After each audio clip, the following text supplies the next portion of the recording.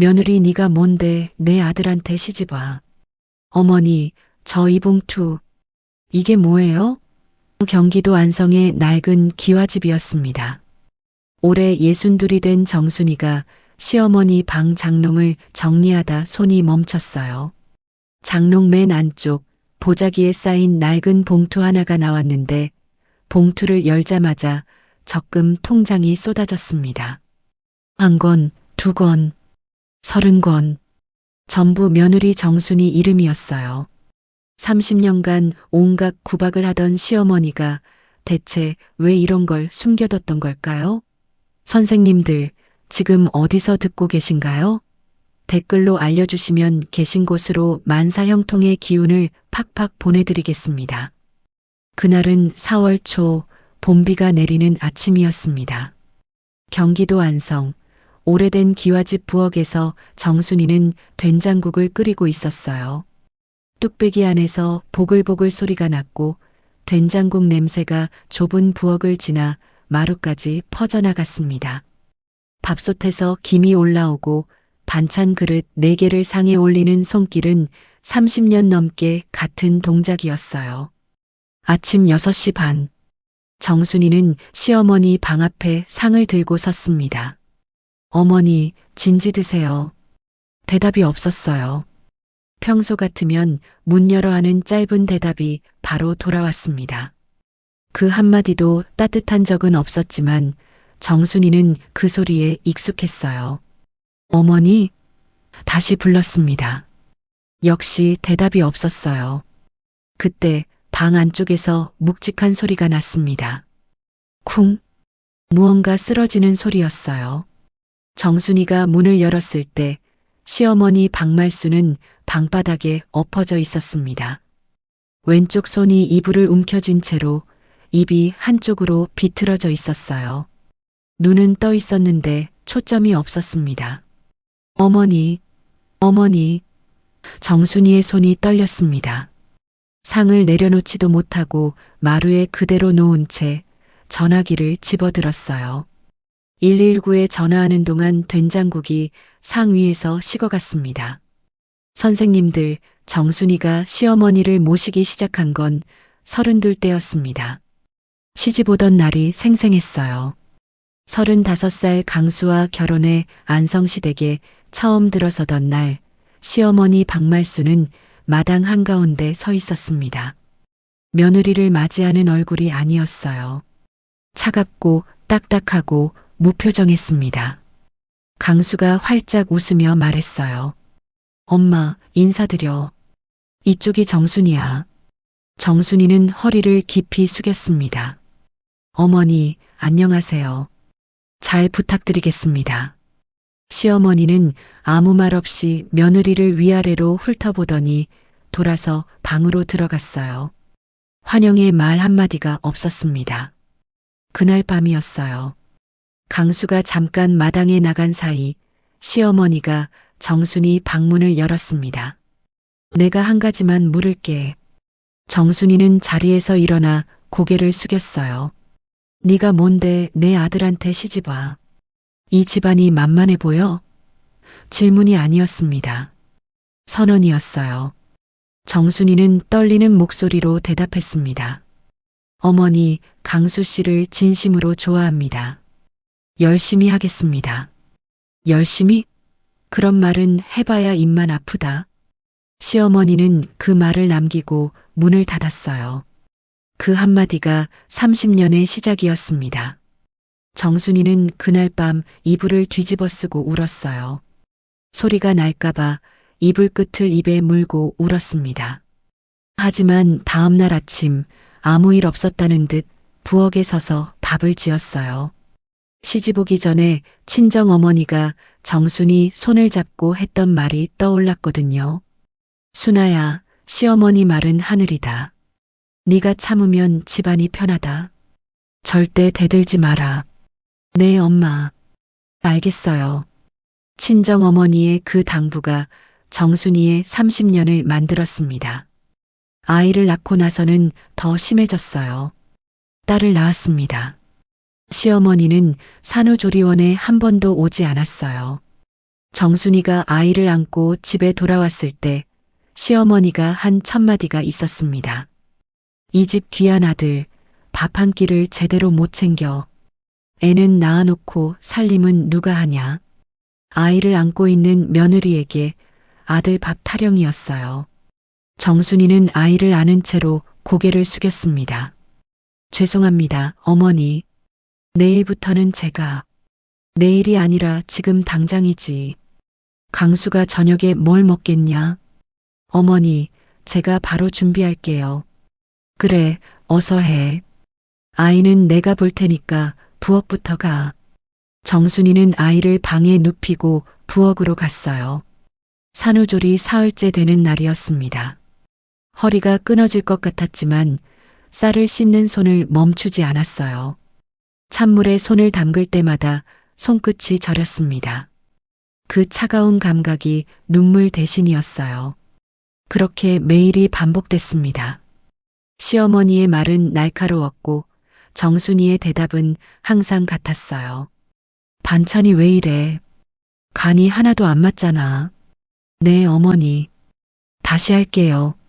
마루 좀 닦아. 먼지가 이게 뭐냐? 알겠습니다, 어머니. 강수 양말은 왜 여기 널어놓은 거야? 죄송합니다, 어머니. 이 세 문장으로 30년을 살았습니다. 가장 힘들었던 건 강수의 심장 수술 때였어요. 남편 강수는 어릴 때부터 심장이 약했습니다. 50살이 넘으면서 상태가 나빠졌어요.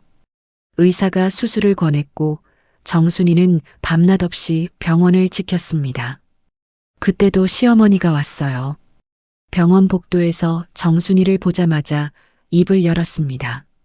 저 여자가 제대로 돌봤으면 내 아들이 이렇게 됐겠냐.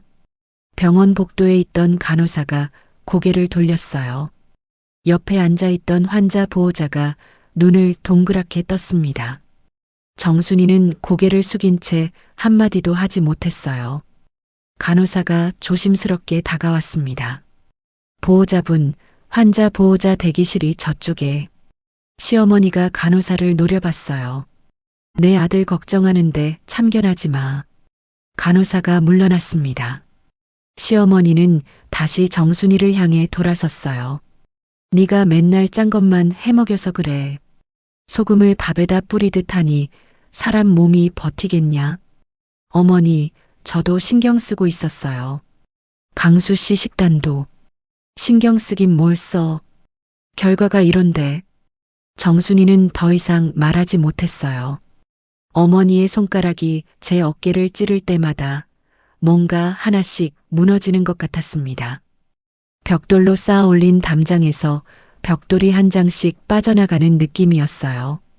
그런데 이상하게도 담장이 다 무너지지는 않았습니다. 무너지기 직전에서 늘 멈췄어요. 왜냐하면 강수가 있었으니까요. 여보, 괜찮아. 엄마가 원래 그래. 속으로는 걱정해서 그런 거야. 알아. 근데 뭐. 아무것도 아니야. 수술 후 회복실에서 눈을 뜬 강수가 정순이 손을 잡으며 한 말이었어요. 남편의 그 한마디가 무너지려는 담장을 다시 세워줬습니다. 30년 동안 정순이는 단 한 번도 시어머니에게 대들지 않았어요. 목소리를 높인 적도 뒤에서 흉을 본 적도 없었습니다. 30년 동안 저는 단 한 번도 대들지 않았어요. 제 어머니가 그랬거든요. 시어머니 말은 하늘이다. 그 말을 저는 진짜로 믿었어요. 하늘이 무너져도 하늘은 하늘이니까. 다시 그날 아침으로 돌아갑니다. 구급차가 왔어요. 구급대원 둘이 시어머니를 들것에 올렸습니다. 정순이는 구급차에 함께 탔어요. 좁은 구급차 안 시어머니의 얼굴은 회색빛이었습니다. 산소 마스크가 코와 입을 덮고 있었고 심장 모니터에서 B- 소리가 규칙적으로 울렸어요. 정순이는 시어머니의 손을 잡았습니다. 주름투성이의 마디가 굵은 82년을 산 손이었어요. 그 손이 30년 동안 정순이의 어깨를 찔렀고 밥상을 밀었고 문을 닫았습니다. 그 손이 단 한 번도 정순이를 다정하게 잡아준 적이 없었어요. 그런데 정순이는 그 손을 놓지 못했습니다. 저는 그때 솔직히 모르겠었어요. 구급차가 흔들릴 때마다 시어머니의 몸이 조금씩 기울었고 정순이는 한 손으로 시어머니를 잡고 다른 손으로 시어머니의 손을 쥐고 있었어요. 이 손을 잡고 있는 제가 저도 이해가 안 됐거든요. 30년 동안 저한테 한 번도 따뜻하게 대해주신 적 없는 분인데 왜 저는 이 손을 놓지 못하는 걸까요? 구급차 사이렌 소리가 봄비 내리는 안성 시내를 가르며 달렸습니다. 정순이는 창밖을 보지 않았어요. 시어머니의 얼굴만 바라보고 있었습니다. 구급대원이 물었어요. 보호자분, 환자분 평소 드시는 약이 있으신가요? 혈압약이요. 아침 저녁으로 드세요. 언제부터 드셨나요? 한 10년 됐어요. 정순이는 시어머니의 약 이름도 복용 시간도 병원 진료 날짜도 전부 알고 있었습니다. 30년을 모시면서 한 번도 빠뜨린 적이 없었어요.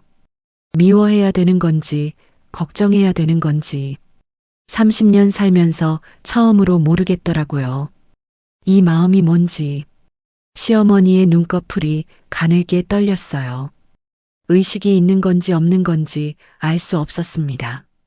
하지만 정순이는 느꼈어요. 시어머니의 손가락이 아주 미세하게, 정말 미세하게 정순이의 손을 쥐었다는 걸. 착각일 수도 있었습니다. 하지만 정순이는 그 순간 손에 더 힘을 줬어요. 어머니, 괜찮을 거예요. 제가 여기 있잖아요. 대답은 없었습니다. 하지만 정순이는 계속 말했어요. 어머니, 병원 다 왔어요. 조금만 참으세요. 30년 동안 구박만 하신 분이었어요. 그런데도 정순이의 입에서는 이런 말이 나왔습니다. 어머니, 저 여기 있어요. 안 가요. 어디 안 가요. 어머니는 중환자실로 옮겨졌습니다. 의사가 말했어요. 뇌졸중입니다. 최소 2주는 입원하셔야 합니다. 이후 재활도 필요하고요. 정순이는 병원 복도 의자에 앉아 한참을 멍하니 있었어요. 옆에 있던 보호자가 말을 걸었습니다. 어머니 분이세요? 시어머니예요. 아이고, 며느리가 이렇게 와 계시다니. 효부시네. 정순이는 웃지 못했어요. 30년을 함께 살았는데 시어머니 없는 집에 돌아간다는 게 이상하게 느껴졌습니다. 그날 저녁 정순이는 집에 돌아왔어요. 텅 빈 거실을 지나 시어머니 방 앞에 섰습니다. 30년 동안 함부로 들어가지 못했던 방이었어요. 정순이는 그날 저녁 처음으로 어머니 방에 혼자 들어갔습니다. 병원에서 돌아온 정순이는 현관문을 닫자마자 한참을 서 있었습니다. 텅 빈 집이 이렇게 넓은 줄 몰랐어요. 시어머니가 늘 앉아 계시던 안방 쪽에서 시계 소리만 똑딱똑딱 울렸습니다. 정순이는 슬리퍼를 끌며 시어머니 방 앞에 섰습니다. 문고리에 손을 올렸다가 멈칫했어요. 평생 이 방 정리를 어머니가 직접 하셨어요. 제가 들어가면 왜 남의 방을 기웃거리냐고 하셔서요. 그래서 정순이는 이 방에 혼자 들어가 본 적이 거의 없었습니다. 시어머니가 허락하지 않은 공간. 30년을 한 지붕 아래 살았어도 이 방만큼은 남의 집 같았어요. 그런데 오늘은 달랐습니다. 시어머니는 병원 침대에 누워 계시고 의사는 당분간 퇴원이 어렵다고 했어요. 누군가는 이 방을 정리해야 했습니다. 먼지가 쌓이도록 내버려 둘 수는 없었어요. 정순이가 방문을 열자 오래된 나프탈렌 냄새가 코를 찔렀습니다. 조약 특유의 톡 쏘는 그 냄새. 거기에 섞인 건 시어머니가 늘 바르시던 동백기름 향이었어요. 정순이는 자신도 모르게 코끝을 찡긋했습니다. 방은 30년이 지나도 달라지지 않았어요. 화장대 위에는 낡은 손거울이 놓여 있었고 거울 옆에는 빛바랜 가족사진 한 장이 세워져 있었습니다. 사진 속 시어머니는 젊었어요. 시아버지 옆에 서서 어색하게 웃고 계셨는데 그 얼굴이 지금의 주름진 모습과 너무 달라서 정순이는 잠깐 멍하니 바라봤습니다. 어머니도 젊으셨을 때가 있었구나. 입속으로 중얼거리고는 고개를 저었어요. 감상에 빠질 때가 아니었습니다. 정순이는 먼저 화장대 서랍부터 정리했습니다. 오래된 빗, 머리끈, 약봉지 몇 개. 특별한 건 없었어요. 그 다음 이불장을 열어 이불을 꺼내 햇볕에 널었습니다. 퀴퀴한 냄새가 바람에 날렸어요. 마지막으로 장롱이었습니다. 시어머니의 장롱. 오래된 참나무 장롱이었어요. 나무 표면에 세월의 흠집이 가득했고 손잡이 부분은 닳아서 반들반들했습니다. 정순이는 장롱문을 양쪽으로 활짝 열었어요. 안에는 시어머니의 외출복들이 가지런히 걸려 있었습니다. 한복 저고리 두어 벌, 검정 조끼, 꽃무늬 블라우스. 정순이는 옷들을 하나씩 꺼내 개기 시작했어요. 옷 사이사이에서 조약 주머니가 톡톡 떨어졌습니다. 옷을 다 꺼내고 나니 장롱 바닥이 드러났어요. 정순이는 구석구석 먼지를 닦으려고 손을 뻗었습니다. 그때 손끝에 뭔가 걸렸어요. 장롱 맨 안쪽 구석. 어둠 속에 뭔가 있었습니다. 정순이는 몸을 숙여 팔을 더 깊이 넣었어요. 손에 잡힌 건 천뭉치였습니다. 빛바랜 보자기로 무언가를 감싸 놓은 것이었어요. 보자기 색깔은 원래 분홍이었을 텐데 세월이 흘러 거의 베이지색이 되어 있었습니다. 이게 뭐지?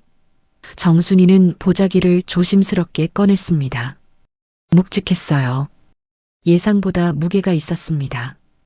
보자기 매듭이 단단하게 묶여 있어서 손톱으로 한참을 풀어야 했어요. 매듭이 하나 풀리고 또 하나 풀리고 정순이의 손끝이 미세하게 떨렸습니다. 이유는 모르겠는데 심장이 빨라졌어요. 보자기가 열렸습니다. 안에는 갈색 종이 봉투가 있었어요. 크라프트지로 만든 큰 봉투. 봉투 겉면에는 아무것도 쓰여 있지 않았습니다. 정순이는 봉투 입구를 벌렸어요. 그 순간 안에서 무언가가 쏟아졌습니다. 통장이었어요. 작은 적금 통장들이 봉투 안에 빼곡히 들어 있었습니다. 정순이는 바닥에 주저앉아 통장을 한 권씩 꺼냈습니다. 한 권, 두 권, 세 권, 네 권, 다섯 권, 10권, 20. 손이 떨렸어요. 숫자를 셀 때마다 떨림이 더 심해졌습니다. 30권. 정순이는 자기 눈을 의심했습니다. 바닥에 펼쳐진 30권의 적금 통장. 낡은 것부터 비교적 새 것까지 색깔이 제각각이었어요.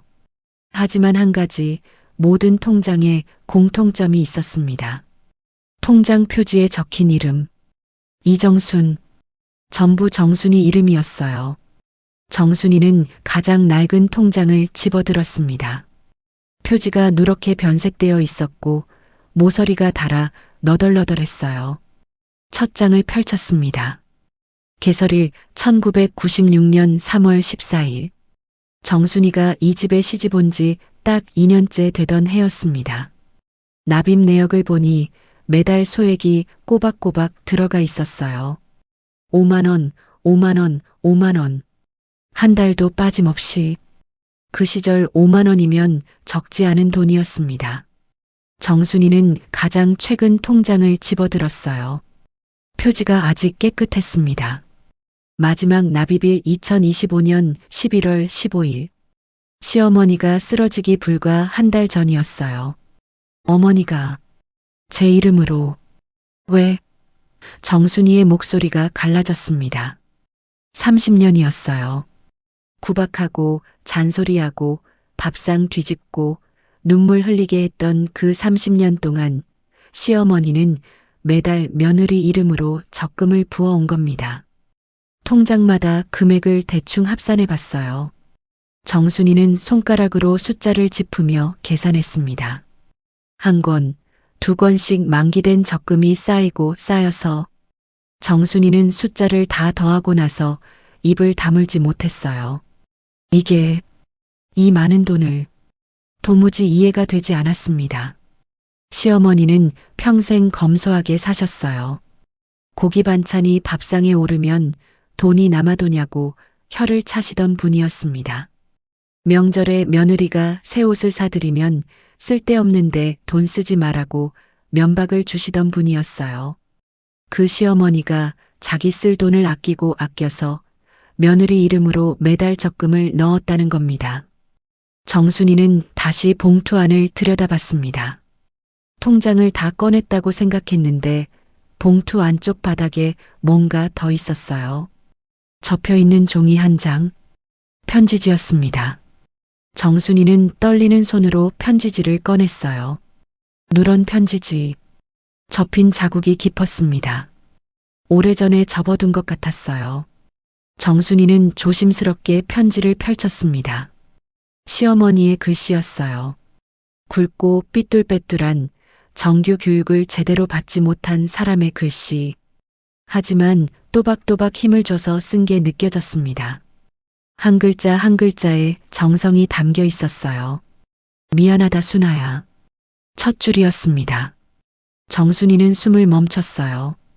다 너를 지키려고 그랬다. 두 번째 줄.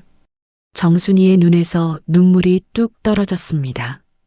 편지지 위로 떨어진 눈물 한 방울이 오래된 글씨 위에 번졌어요. 지키려고 그랬다니. 어머니, 그게 무슨... 편지를 더 읽으려는 순간이었습니다. 따르르르르. 전화벨이 울렸어요. 정순이는 깜짝 놀라 편지지를 가슴에 꼭 안았습니다. 심장이 쿵쿵 뛰었어요. 발신자 이름을 확인했습니다. 이숙자, 신우이였습니다. 정순이는 순간적으로 바닥에 펼쳐진 통장들을 보았어요. 그리고 손에 든 편지지를. 본능이었습니다. 정순이는 재빨리 통장들을 긁어모아 봉투에 쑤셔 넣었어요. 편지지도 함께 보자기로 다시 감싸서 장롱 깊숙이 밀어 넣었습니다. 손이 떨려서 보자기 매듭이 제대로 묶이지 않았어요. 그래도 어쨌든 감추었습니다. 옷가지 몇 벌을 그 위에 덮었어요. 전화벨이 계속 울렸습니다. 정순이는 떨리는 손으로 통화 버튼을 눌렀어요. 여보세요? 언니, 나 숙자야.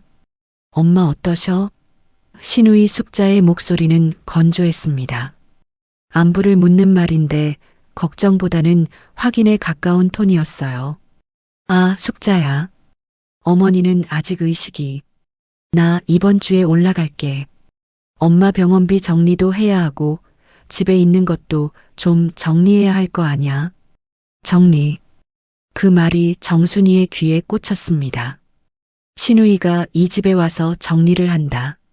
장롱을 열면, 그 봉투를 발견하면, 언니 거기 있어? 응. 알았어. 올라오면 연락해. 전화를 끄는 정순이는 장롱을 바라보았습니다. 닫힌 장롱 문 너머에 30년의 비밀이 숨어 있었어요. 어머니는 왜 30년 동안 저를 구박하면서 동시에 매달 제 이름으로 돈을 부었을까요? 다 너를 지키려고 그랬다는 게 무슨 말인 걸까요? 정순이는 밤새 잠을 못 이뤘습니다. 천장을 바라보며 시어머니의 삐뚤빼뚤한 글씨가 눈앞에서 아른거렸어요. 미안하다 순아야. 그 5글자가 30년의 구박보다 더 깊이 가슴을 찔렀습니다. 새벽 4시였습니다. 안성 기와집 부엌창으로 희미한 달빛이 스며들고 있었어요. 정순이는 밤새 뒤척이다 결국 이불을 걷어차고 일어났습니다. 부엌 형광등을 켜지 않았어요. 불빛이 새어나가면 옆집 개가 짖을 테니까요. 찬장 위에 올려둔 봉투가 어둠 속에서도 보였습니다. 어젯밤 정순이는 그 봉투를 부엌 찬장 맨 위 칸에 숨겨두었어요. 신우이 숙자의 전화 이후로 가슴이 두근거려서 안방에 두면 잠이 올 것 같지 않았거든요. 정순이는 의자를 끌어다 찬장 위에 손을 뻗었습니다. 봉투의 감촉이 손끝에 닿았어요. 거칠고 낡은 종이, 모서리가 눌려서 부드러워진 그 느낌이 어쩐지 시어머니의 손등 같았습니다. 식탁 앞에 앉아 봉투에서 편지지를 꺼냈어요. 접힌 자국을 따라 천천히 펼쳤습니다. 누런 편지지 위로 시어머니의 굵은 글씨가 빼곡했어요. 획이 굵은 건 힘을 줘서 쓴 게 아니라 눈이 어두워서 굵은 펜을 썼기 때문이었습니다. 정순이는 그 글씨를 알아요. 장 볼 때 메모지에 적는 그 글씨. 두부 한 모, 파 세 단. 편지의 첫 줄이 눈에 들어왔습니다. 순아야. 정순이는 거기서 한번 멈췄어요. 시어머니가 순아야라고 부른 적이 있었던가. 30년 동안 들은 건 야, 이 사람아, 며느리뿐이었습니다. 순아야. 그 세 글자가 새벽 부엌의 정적 속에서 울렸어요. 순아야, 이 글을 네가 읽고 있다면 내가 떠났거나 더 이상 말할 수 없게 됐다는 거겠지. 정순이의 손끝이 떨렸습니다. 강수는 심장이 약하다. 애 아버지가 그렇게 갔듯이 강수도 언젠가. 나는 그게 두려웠다. 애 아버지라는 말에 정순이는 두 번째로 멈췄어요. 시아버지는 정순이가 시집오기 8년 전에 돌아가셨습니다. 심장마비였다고만 들었어요. 36이었다고. 시어머니는 그 이야기를 한 번도 꺼낸 적이 없었습니다. 네가 홀로 남겨질 때를 대비해야 했어. 구박한 건 네가 나한테 기대면 안 됐기 때문이야. 네가 강해야 했어. 세 번째로 멈췄습니다. 눈이 흐려져서가 아니라 글자들이 제대로 보이지 않아서요. 새벽 4시에 부엌에서 정순이는 편지지를 식탁 위에 내려놓고 두 손으로 얼굴을 감쌌어요. 울음소리는 나지 않았습니다. 그저 숨이 가빠졌을 뿐이에요. 선생님들, 정순이의 머릿속에서 어떤 기억 하나가 떠올랐습니다. 12년 전이었어요. 남편 강수가 53이던 해. 어느 날 강수가 퇴근 후 현관에서 주저앉았습니다. 얼굴이 하얗게 질려 있었어요. 가슴이 좀 답답해서. 강수는 그렇게 말했지만 정순이는 알았어요. 답답한 게 아니라 아픈 거라는 걸. 병원에서 진단이 나왔습니다. 심장 판막에 문제가 있다고. 수술을 해야 한다고. 정순이는 의사 앞에서 고개를 끄덕이면서도 다리가 풀리는 걸 느꼈어요. 수술 전날 밤 병실 간이 침대에서 정순이가 뜬 눈으로 밤을 새고 있었습니다. 그때 병실 문이 열렸어요. 시어머니였습니다. 너 왜 아직 안 갔어? 집에 가서 자. 정순이가 고개를 저었어요. 어머니, 저 여기 있을게요. 시어머니가 인상을 구겼습니다. 피곤하지도 않아? 이 사람이 참. 집에 가서 밥이나 챙겨놔. 강수 수술 끝나면 뭐 먹여야 할 거 아냐? 그 말에 정순이는 결국 병원을 나섰어요. 새벽 버스를 타고 집에 돌아와 밥을 짓고 미역국을 끓이고 다시 병원으로 돌아갔습니다. 시어머니는 밤새 그 자리를 지키고 있었어요. 간이 침대도 펴지 않은 채 의자에 앉아서. 그때 정순이는 생각했습니다. 어머니가 나를 밀어내는구나. 아들 곁에 내가 있는 게 싫은 거구나. 하지만 편지를 읽은 지금 그 장면이 다르게 보였어요. 시어머니는 정순이를 밀어낸 게 아니었습니다. 정순이가 쓰러지면 안 되니까 쉬게 한 거였어요. 정순이가 남편만 바라보며 무너지면 안 되니까 밥을 짓게 한 거였습니다. 구박이 아니라 보호였어요. 정순이가 그걸 깨닫지 못하도록 만든 것까지가 시어머니의 계획이었던 겁니다. 그때 저는 어머니가 저를 멀리하는 줄 알았어요. 근데 정순이의 혼잣말이 부엌에 떨어졌습니다. 그때 식탁 위 휴대폰이 울렸어요. 남편이었습니다. 여보, 엄마 어때? 내가 오늘 가볼까? 강수의 목소리는 평소와 같았어요. 걱정이 묻어 있지만 내색하지 않는 그 특유의 차분한 톤. 정순이는 봉투를 식탁 아래로 밀어 넣으며 대답했습니다. 아니야, 괜찮아. 오지 마. 왜? 나도 엄마 얼굴 보고 싶은데. 강수 씨, 당신 몸 챙겨. 오늘 날씨도 추운데 괜히 나오지 마. 전화를 끊고 나서야 정순이는 자기가 방금 시어머니와 똑같은 말을 했다는 걸 알아챘어요. 오지 마. 당신이 아프면 안 되니까 오지 마. 시어머니가 30년 동안 했던 것과 같은 종류의 밀어내기를, 봉투 이야기를 남편에게 할 수 없었습니다. 편지에 적혀 있었으니까요. 강수한테는 말하지 마라.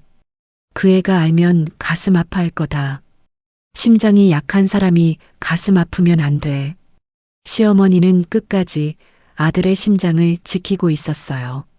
오전 10시 정순이는 마을 어귀 작은 슈퍼 옆 단층 집 앞에 서 있었습니다. 대문 옆 화분에 봉숭아가 심겨 있었어요. 아직 꽃은 피지 않았지만 잎이 파릇하게 올라오고 있었습니다. 명숙이 할머니 집이었어요. 시어머니의 40년 지기. 마을에서 시어머니의 과거를 아는 유일한 사람. 아이고, 정순이 아니야? 웬일이야, 이 이른 아침에. 명숙이 할머니가 대문을 열며 반겼습니다. 흰 머리카락을 대충 올려 묶은 모습이 시어머니와 닮은 것도 같고 안 닮은 것도 같았어요. 다른 점이 있다면 이 할머니는 웃는 얼굴이 편해 보인다는 거였습니다. 정순이는 마루에 앉아 명숙이 할머니가 내온 보리차를 두 손으로 감쌌어요. 따뜻한 잔의 온기가 손바닥으로 퍼졌습니다. 정순이가 입을 열었어요. 할머니, 어머니에 대해서 여쭤볼 게 있어요.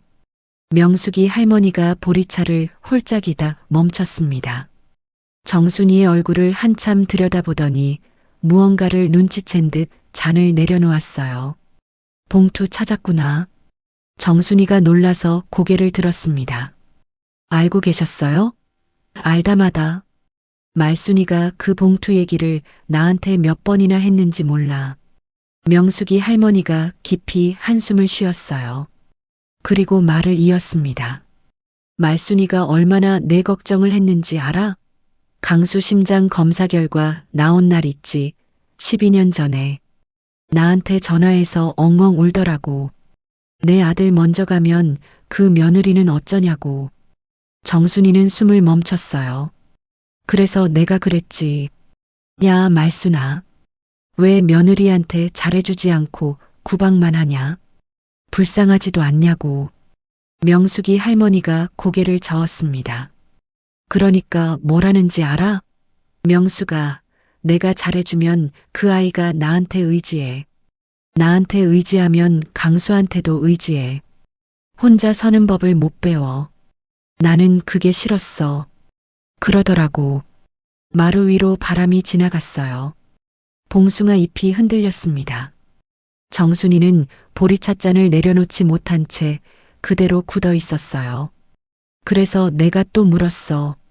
그래도 그렇지. 내 속은 안 아프냐고. 그러니까 말순이가 뭐라는지 알아? 명숙이 할머니의 목소리가 낮아졌습니다. 아프지. 죽을 만큼 아프지. 근데 순이가 나중에 혼자 서서 살아가는 게 내 속이 편한 것보다 중요하잖아. 그 말을 하면서도 그 사람이 울더라고, 정순아. 정순이의 보리찻잔 위로 물방울이 하나 떨어졌습니다. 오후 3시, 정순이는 다시 부엌 식탁 앞에 앉아 있었어요. 봉투를 다시 열었습니다. 이번에는 통장들을 하나하나 꺼내서 식탁 위에 펼쳤어요. 30권.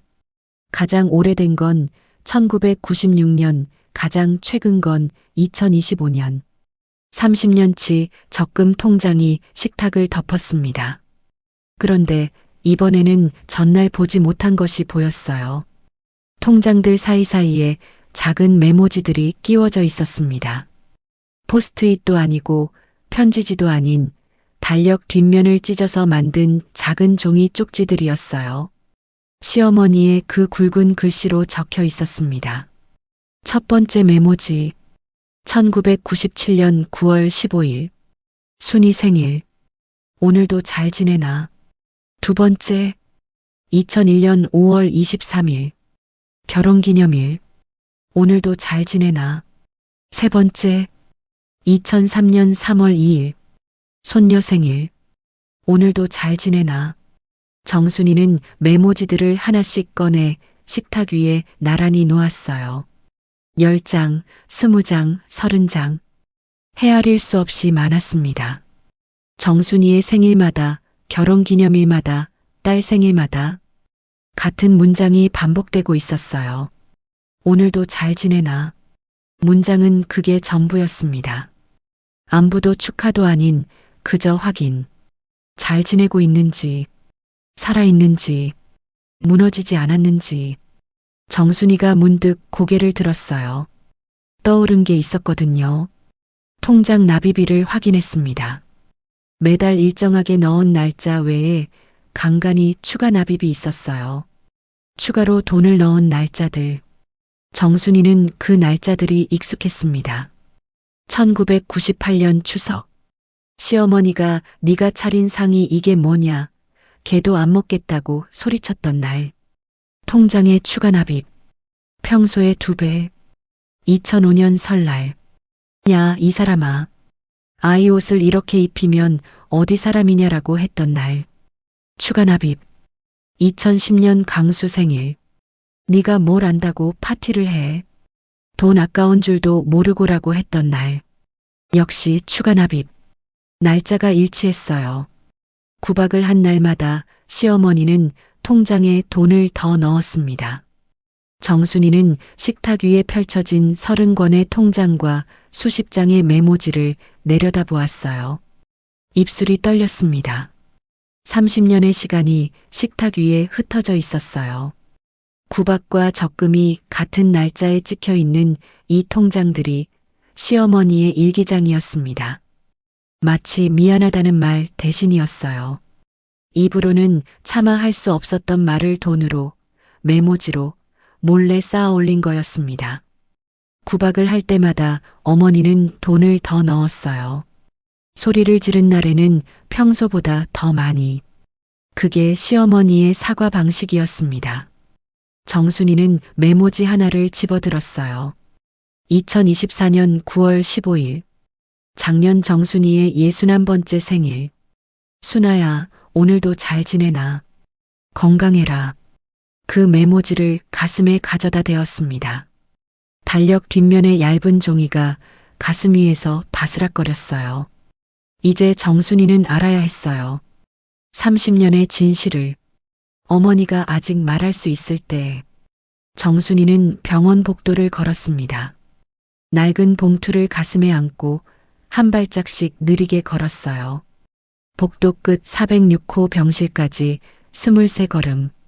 평소 같으면 대수롭지 않을 거리였지만 그날은 한 걸음마다 30년이 스쳐 지나가는 것 같았습니다. 소독약 냄새가 코끝을 스쳤어요.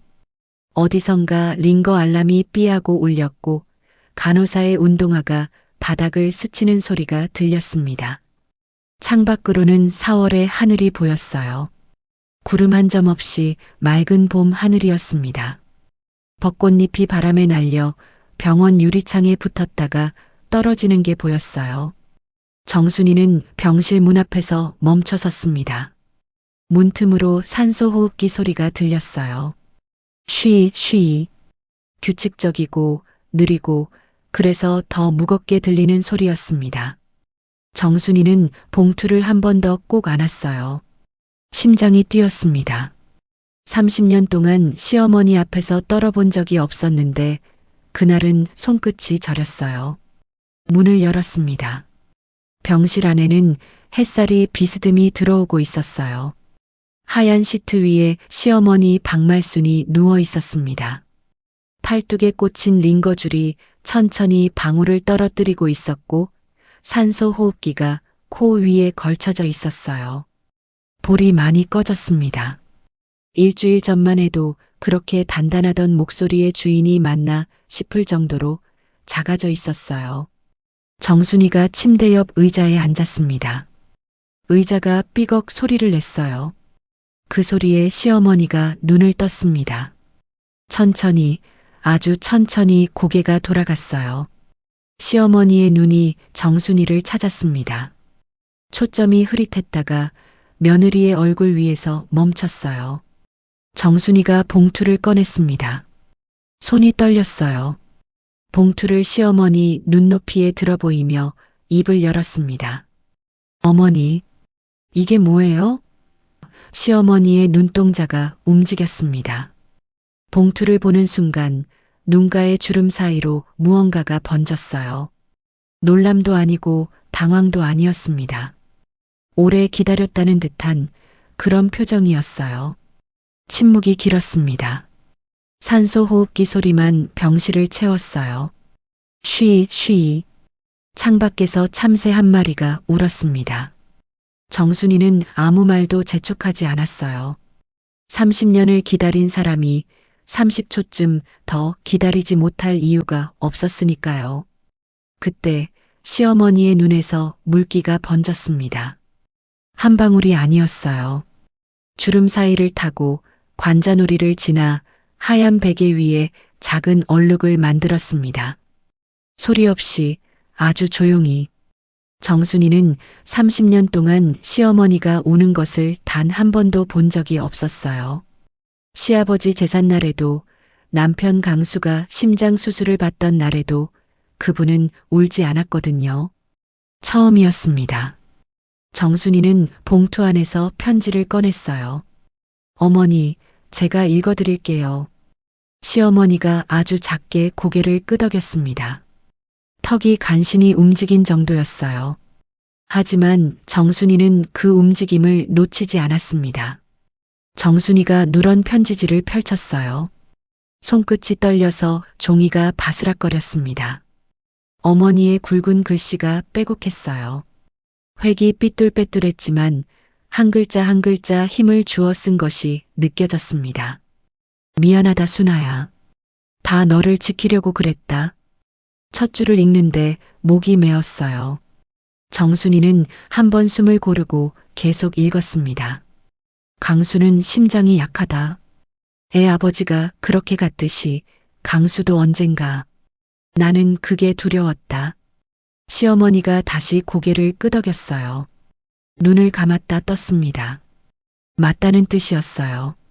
정순이가 다음 줄을 읽었습니다. 네가 홀로 남겨질 때를 대비해야 했어.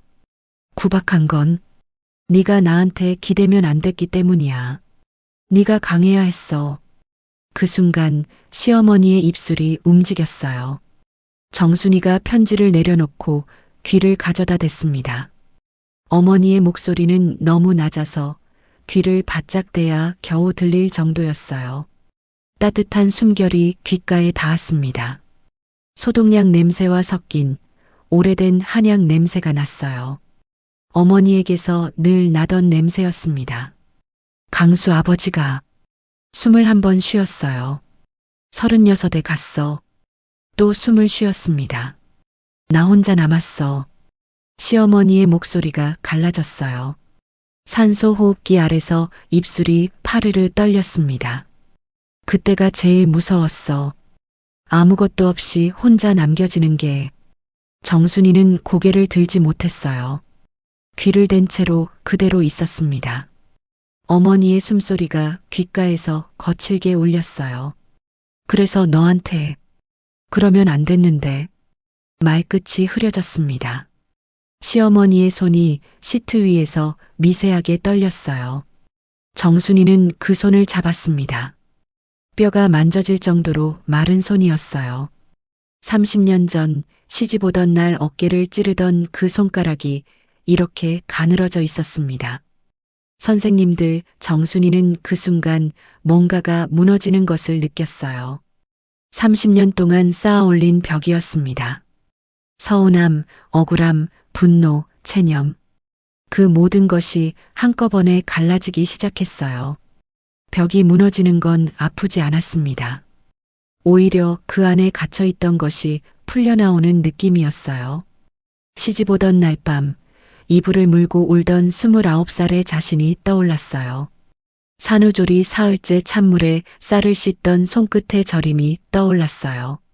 남편 심장 수술날 병원 복도에서 쫓겨나듯 집으로 돌아가던 밤길이 떠올랐어요.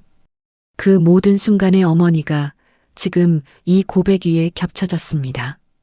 같은 장면인데 전혀 다른 이야기가 보였어요. 시어머니가 다시 입을 열었습니다.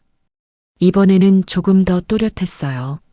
무언가를 꼭 말해야겠다는 힘이 목소리에 실려 있었습니다. 순아야, 내 어머니, 너 시집 오기 전에. 숨이 차올랐어요. 시어머니가 가슴을 들썩이며 공기를 삼켰습니다. 정순이가 물컵을 들어 입술에 대어드렸어요. 시어머니가 한 모금 적시고는 다시 말을 이었습니다. 내가 먼저 내 어머니 만났어. 정순이의 손이 멈췄어요. 몰랐지? 시어머니의 입꼬리가 아주 조금 올라갔습니다. 웃음이라고 하기엔 너무 희미했지만 분명 웃고 있었어요. 네가 얼마나 억척스럽게 사는 애인지 알고 싶었거든. 정순이는 숨을 참았습니다. 30년 전의 일이었어요.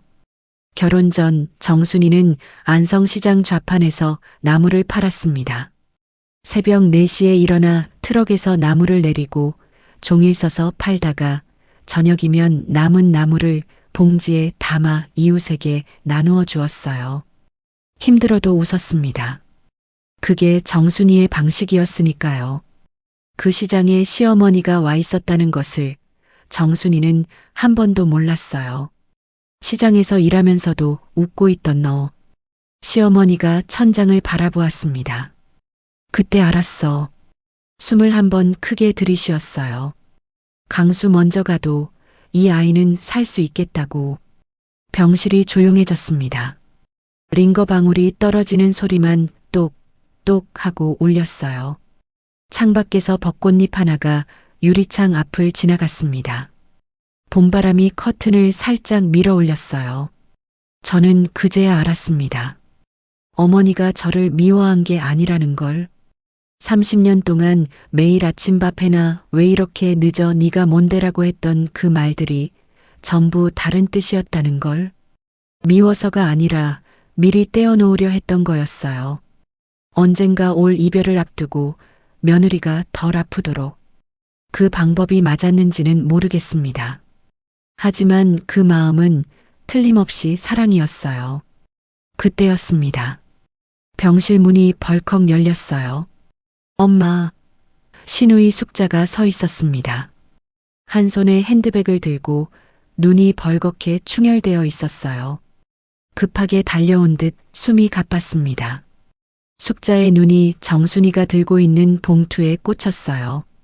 그거 내가 전화로 물어본 그 봉투야? 정순이가 대답하기 전에 숙자가 봉투를 낚아챘습니다. 안에 든 통장들을 꺼내 훑어보기 시작했어요. 한 권, 2권. 표지를 확인할 때마다 숙자의 얼굴이 굳어갔습니다. 이게 다 얼마야? 숙자의 목소리가 높아졌어요. 이건 우리 엄마 재산이잖아. 며느리 이름으로 된 게 말이 되냐고. 정순이가 입을 열려는 순간이었습니다. 숙자야. 시어머니의 목소리였어요. 침대에서 들려온 그 소리는 방금 전에 가늘고 떨리는 목소리가 아니었습니다. 낮고 단단하고 분명했어요. 30년간 며느리를 구박하던 바로 그 목소리였습니다. 닥쳐. 단 2글자였어요. 병실이 얼어붙었습니다. 숙자가 통장을 든 채로 굳어버렸어요. 입이 반쯤 벌어진 채 한마디도 하지 못했습니다. 시어머니의 눈이 딸을 똑바로 쏘아보고 있었어요. 아픈 사람의 눈이 아니었습니다. 30년을 혼자 버틴 사람의 눈이었어요. 그건 내가 순이한테 주는 거야. 숙자의 손에서 통장이 미끄러졌습니다. 바닥에 떨어진 통장 한 권이 펼쳐졌어요. 1996년 3월 14일. 첫 번째 나비빌이 보였습니다. 숙자가 한 발 뒤로 물러났어요. 입술을 깨물었습니다. 무언가 말하려다가 어머니의 눈을 다시 한번 보고는 포기했어요. 아무 말도 하지 못한 채 고개를 떨구고 병실을 나갔습니다. 문이 닫히는 소리가 복도에 울렸어요. 그 뒷모습이 작았습니다. 다시 정적이 찾아왔습니다. 시어머니가 숨을 몰아쉬었어요. 딸에게 소리를 지른 것만으로도 온 힘을 쏟은 것 같았습니다. 얼굴이 하얗게 질려 있었어요. 산소 호흡기 아래서 입술이 파르르 떨렸습니다. 정순이가 바닥에 떨어진 통장을 주워 봉투에 다시 넣었어요. 그리고 침대 옆으로 돌아가 앉았습니다. 시어머니의 손이 움직였어요. 시트 위를 더듬더듬 기어가는 손이었습니다. 뼈만 남은 손가락이 천천히 옮겨가다가 정순이의 손등 위에 닿았어요. 그리고 잡았습니다. 힘이 없었지만 놓지 않으려는 의지가 느껴졌어요. 정순이가 두 손으로 어머니의 손을 감쌌습니다. 차가웠어요. 링거줄이 연결된 팔은 푸르스름한 핏줄이 비치고 있었습니다. 한때 며느리의 어깨를 찌르던 손가락들이 지금은 정순이의 손 안에서 떨리고 있었어요. 시어머니의 입술이 움직이기 시작했습니다. 하지만 소리가 나오지 않았어요. 입술만 열리고 닫혔습니다. 한 번, 두 번, 숨이 차올라 멈추고 다시 입술이 움직이고 정순이는 가만히 기다렸어요. 어머니의 손을 잡은 채로 귀를 기울인 채로 시어머니가 눈을 꼭 감았습니다. 가슴이 크게 부풀었어요. 온몸에 힘을 모으는 것 같았습니다. 팔에 꽂힌 링거줄이 미세하게 흔들렸어요. 그리고 눈을 떴습니다. 정순이를 똑바로 바라보았어요. 흐릿했던 초점이 또렷해졌습니다. 30년 전 시집 오던 날 마당 한가운데 서서 며느리를 내려다보던 그 눈과 같은 눈이었어요. 하지만 그날과는 전혀 다른 빛이 담겨 있었습니다. 미안하다. 첫 마디가 나왔어요. 목소리가 갈라졌습니다. 한 음절 한 음절이 숨과 함께 빠져나왔어요. 순아야. 정순이의 손을 잡은 힘이 조금 더 세졌습니다. 시어머니가 숨을 들이쉬었어요. 가슴이 다시 부풀었습니다. 더 해야 할 말이 있다는 뜻이었어요. 정순이는 손을 놓지 않았습니다. 고마웠어. 시어머니의 눈에서 다시 물기가 흘렀어요. 30년 동안 선생님들, 그 두 마디가 30년을 녹였어요. 미안하다. 고마웠어. 6글자였습니다. 30년 동안 한 번도 하지 못한 말이 병실 침대 위에서 산소 호흡기 소리와 함께 흘러나왔어요. 아마 시어머니는 평생 이 말을 하고 싶었을 거예요. 하지만 하면 무너질 것 같았겠지요.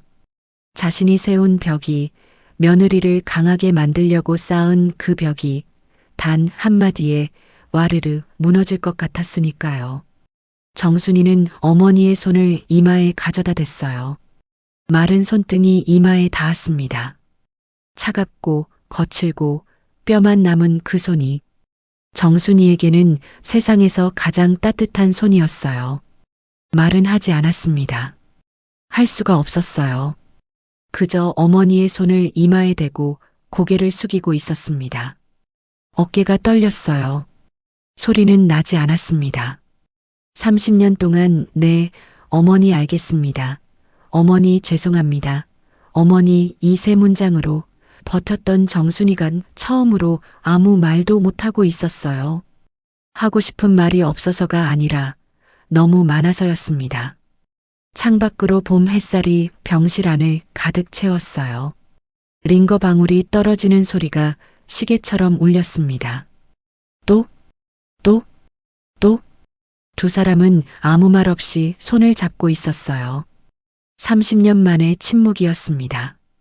그런데 이번 침묵은 지금까지의 어떤 대화보다 많은 이야기를 하고 있었어요. 시어머니의 구박은 사랑이었습니다. 표현 방법을 몰랐거나 알면서도 참았거나 남편을 36에 먼저 보내고 아들마저 심장이 약하다는 걸 알았을 때 그 어머니가 할 수 있는 건 며느리를 강하게 만드는 것뿐이었어요. 매달 적금 통장에 돈을 넣으면서 매일 구박을 하면서 속으로는 매번 미안하다고 중얼거렸을 거예요. 선생님들 생각해보면 그랬어요. 구박이 가장 심했던 날 시어머니는 통장에 돈을 더 넣었습니다.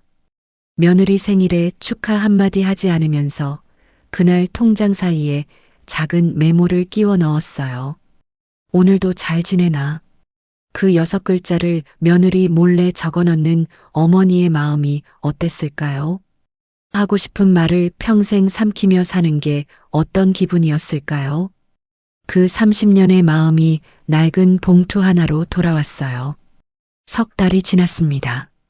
장마가 물러가고 여름이 깊어가고 있었어요.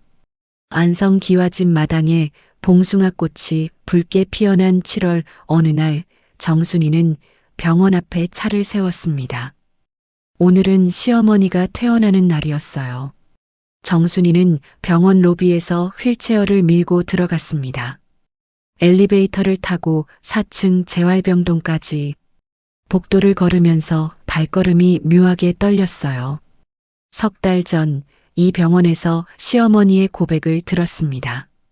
미안하다 순아야. 고마웠어. 30년 동안. 그 두 마디 이후 세상이 조금 달라져 있었어요. 같은 복도인데 발걸음이 달랐습니다. 30년 동안은 무거운 발걸음이었는데 오늘은 어딘가 가벼웠어요. 병실 문을 열자 시어머니가 침대 끝에 걸터 앉아 계셨습니다. 퇴원 준비를 마친 모습이었어요. 손에 들고 계신 건 보따리 하나. 병원에 가져오셨던 개인 물건들이 담긴 작은 보따리였습니다. 뇌졸중 이후 왼쪽 손이 조금 불편해지셨지만 재활 치료 덕분에 걸음은 가능해졌어요. 다만 오래 걷기는 힘드셨습니다. 어머니 왔어요. 정순이가 인사했습니다. 시어머니가 정순이를 바라봤어요. 예전 같으면 늦었다 한마디 했을 겁니다. 아니면 아예 대꾸를 안 하셨겠지요. 그런데 시어머니는 입을 열어 이렇게 말씀하셨어요. 순아야, 밥 먹었어? 정순이는 그 자리에 멈췄습니다. 30년이었어요. 30년 동안 시어머니가 정순이에게 밥을 먹었느냐고 물어본 적이 한 번도 없었습니다. 항상 밥을 차리라는 명령이었고 밥맛이 없다는 타박이었고 왜 이렇게 짜냐는 잔소리였어요. 단 한 번도 네가 밥을 먹었는지를 궁금해한 적이 없었습니다. 정순이는 코끝이 찡해졌어요. 그런데 울지 않았습니다. 울면 시어머니가 불편해하실 것 같았거든요. 대신 웃었어요. 자연스럽게 네 어머니 먹었어요. 시어머니가 고개를 끄덕였습니다. 그래. 딱 그 한마디였어요. 그래. 그게 전부였습니다. 그런데 선생님들 딱 그 한마디가 30년 중 가장 따뜻한 말이었어요. 길고 긴 문장이 아니었습니다. 설명도 없었고 미사여구도 없었어요. 딱 한 글자 그래. 그 안에 30년치 마음이 담겨 있었습니다. 정순이는 휠체어를 시어머니 앞에 세우고 팔을 내밀었어요. 어머니 잡으세요. 집에 가요. 시어머니가 정순이의 팔을 잡고 침대에서 내려왔습니다. 예전에는 며느리의 손을 잡는 일 따위 없었어요. 혼자서 하셨습니다. 도움을 구하지 않으셨어요. 하지만 오늘은 달랐습니다. 시어머니의 손이 정순이의 팔 위에 가만히 올려져 있었어요. 주름진 손가락이 며느리의 팔뚝을 가볍게 쥐고 있었습니다. 그 손의 힘이 구박하던 손의 힘이 아니었어요. 기대는 힘이었습니다. 집에 도착하고 이틀이 지난 어느 오후였습니다. 정순이는 안방에서 시어머니의 이불을 정리하다가 장롱 쪽을 바라봤어요. 30년 비밀이 숨어있던 그 참나무 장롱. 지금은 봉투가 거기 없었습니다. 정순이가 병원에 가져갔고 시어머니와 함께 모든 통장을 꺼내 확인했으니까요. 정순이는 통장 30권을 정리해서 비닐 파일에 넣어두었어요. 그리고 그날 오후 시어머니에게 말을 꺼냈습니다.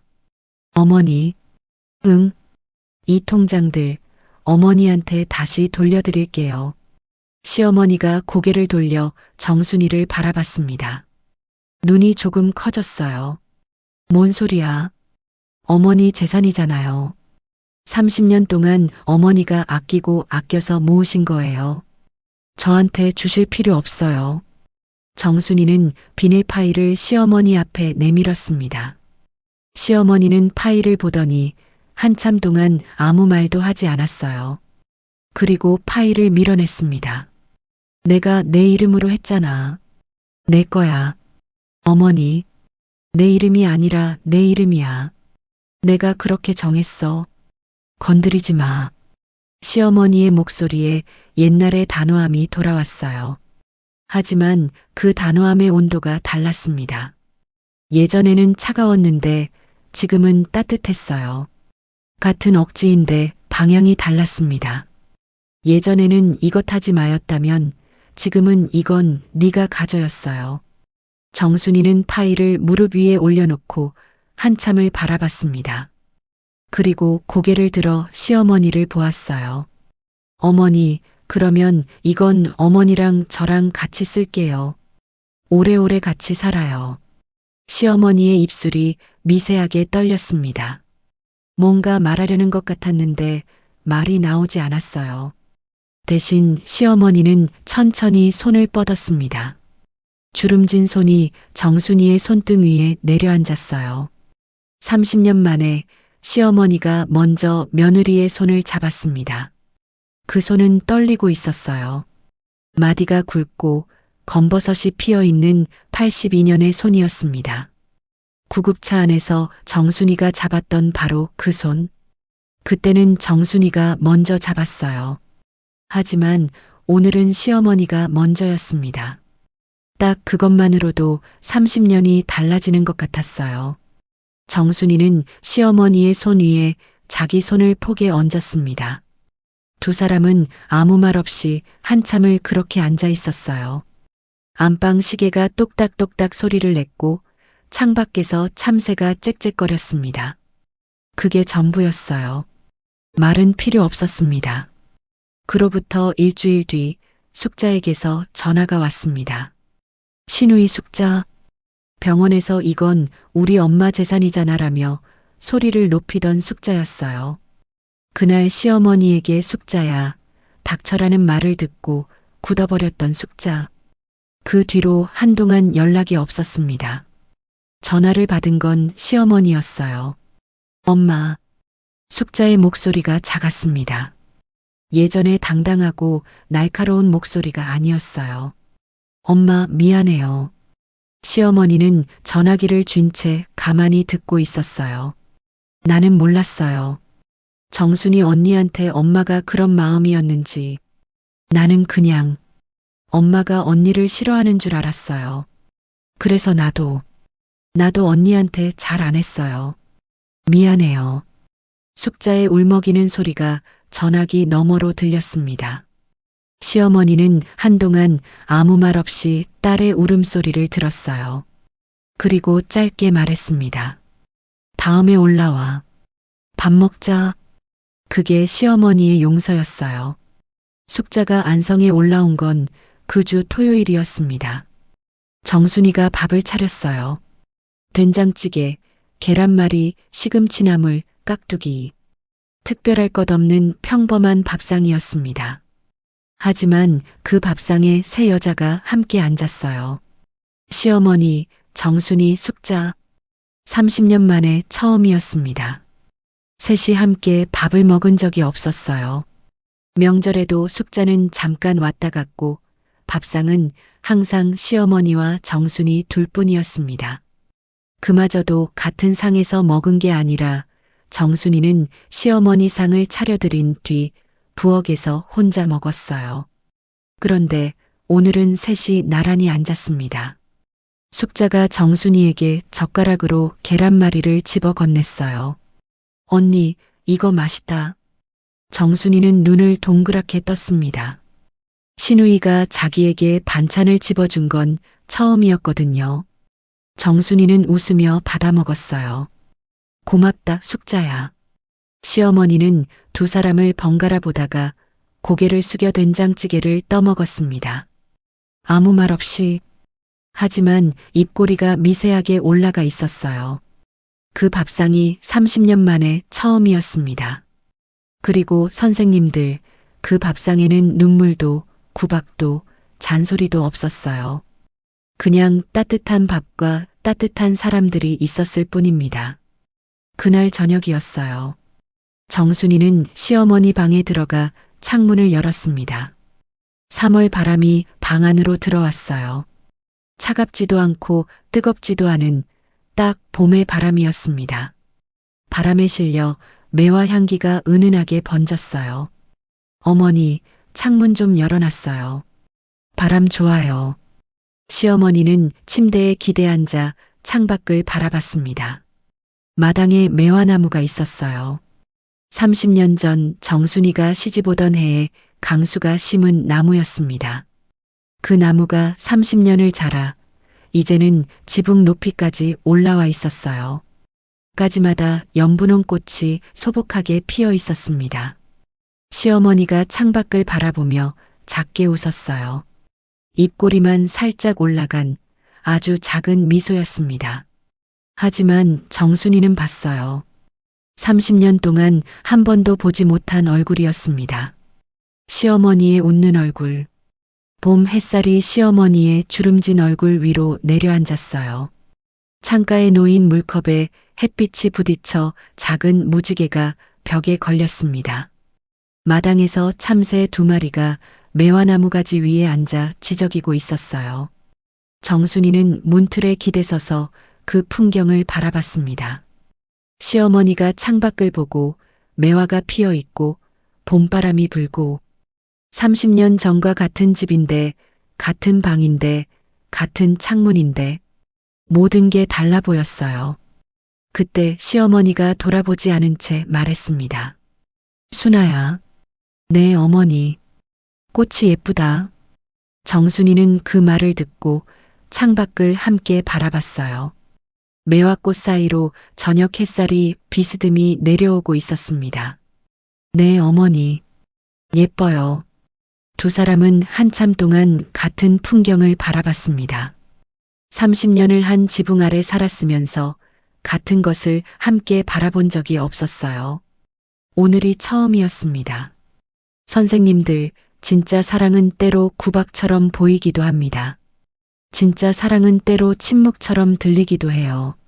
30년 동안 한 번도 고맙다 말하지 못한 시어머니의 마음은 매달 며느리 이름으로 채워진 적금 통장 30권 안에 들어 있었습니다. 하지만 그 안에 담긴 마음은 30년이 지나도 낡지 않습니다. 낡은 봉투 안에서도 적금 통장 30권 안에서도 미안하다는 말 2글자 안에서도 진짜 사랑은 화려한 말이 아닙니다. 진짜 사랑은 순아야, 밥 먹었어? 라는 한마디 안에 꽃이 예쁘다라는 한마디 안에 처음으로 먼저 잡아준 손 안에 있었어요. 오늘 표현하지 못한 사람이 있다면 늦지 않았습니다. 30년이 걸려도 늦지 않았어요. 선생님들 곁에도 그런 마음을 가진 분이 계실지 모르니까요. 말하지 못한 미안하다가, 전하지 못한 고맙다가, 잡지 못한 손이 있다면 오늘이 그날이 될 수 있습니다. 봄은 다시 옵니다. 매화는 다시 피어요. 그리고 사람의 마음도 30년이 지나도 다시 피어날 수 있습니다. 안성 기와집 마당에는 오늘도 매화가 피어 있습니다. 창문 너머로 시어머니가 웃고 며느리가 웃고 30년의 봄이 지나 드디어 진짜 봄이 왔습니다.